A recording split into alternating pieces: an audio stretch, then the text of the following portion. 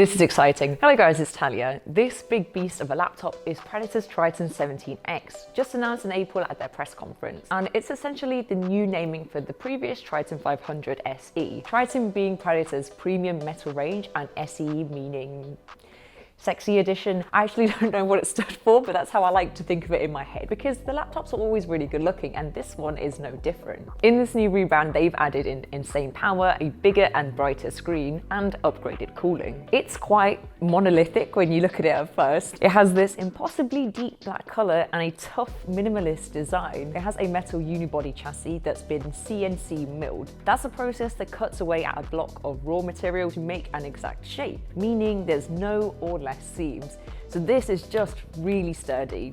There is zero flex.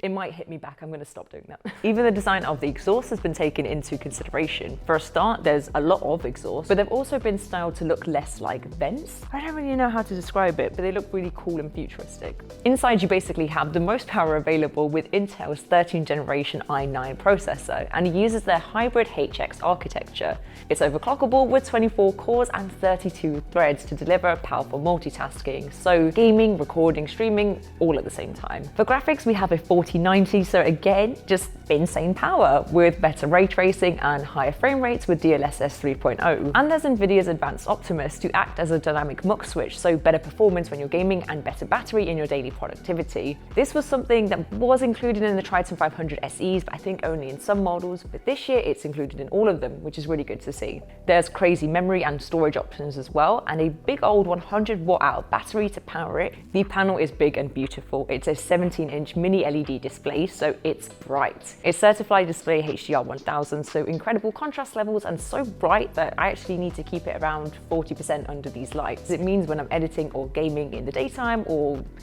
outside, I don't know, occasionally, then I'll be able to see everything, because my eyes really aren't that good, so they get quite tired when the display ain't displaying. That's never going to be a problem here. It gets better still because it has a 2.5K resolution, amazing color coverage, and a lightning fast 250Hz display. This display has the perfect balance between gorgeous visuals, performance, and an absolutely huge screen to just soak it all up. Let's talk cooling. So Tritons have always been Predator's thinner, lighter metal design, so to maximize cooling, you've always been able to push the fans really hard, and you can still do that. However, Predator have really finessed the thermals, so now you can keep the fan noise down to a minimum. We have liquid metal thermal grease on our powerful CPU for really efficient heat transfer, and inside there's 3 fans. 2 of these use Predator's custom engineered metal blades with specially designed wingtips for more airflow, and an important new addition is the vapor chamber for better contact with the heat source and more uniformity in your system temperature. This is a pre-release sample, so I'm not allowed to give exact figures on cooling or the game performance as of yet. Let me know if that's something you'd like to see.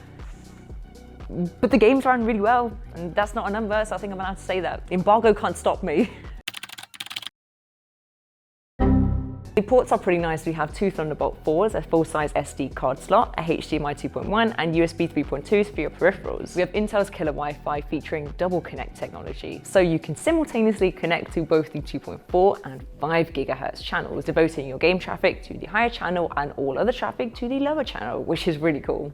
So newly released is the 14-inch and 17-inch Triton, and I like that in this bigger model, they've kept the keyboard as it is. They've not used that extra space to squish in a number pad at the end. So it means all the keys here have a lot of room. You're not like pushed up to one side, and it's just more comfortable when you're gaming. And an improvement from last year's Triton SE, the keys are now per key backlit with individual LEDs. Customization of the keys, controlling fan speeds, monitoring, overclocking can all be done in the Predator Sense control center. And I love the trackpad. It's glass coated and it feels very premium, and it is large, just in case you forget your mouse. I can easily go from one end of the screen to the other without having to do a full scroll, so if you were in a pinch, you could still use this for gaming. The speakers are outward firing, which I love to see, and with DTS-X Ultra for more directional and realistic sound. While I was gaming, I kept the speakers at around 40%, which was enough to hear it over the fans, so I'm really happy with that. She may have been taken there.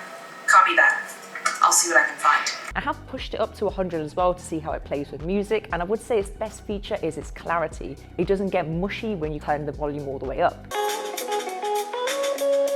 Mushy, technical term. It's not the bassiest, but the sound is really clear and directional. There is so much to love with the Triton 17X. As an update from the Triton 500 SE, it's like they took into consideration if anything was missing and then just added it. Advanced Optimus, per-key backlighting, and a vapor chamber for extra cooling. It is also a beast of a gaming laptop without being too gamery, which you don't often see. It has a really sturdy metal design that looks clean-cut and professional, but then inside you just have sick gaming capabilities. Let me know what you think down below of the Triton 17X, and I'll see you next time. Bye guys. Bye!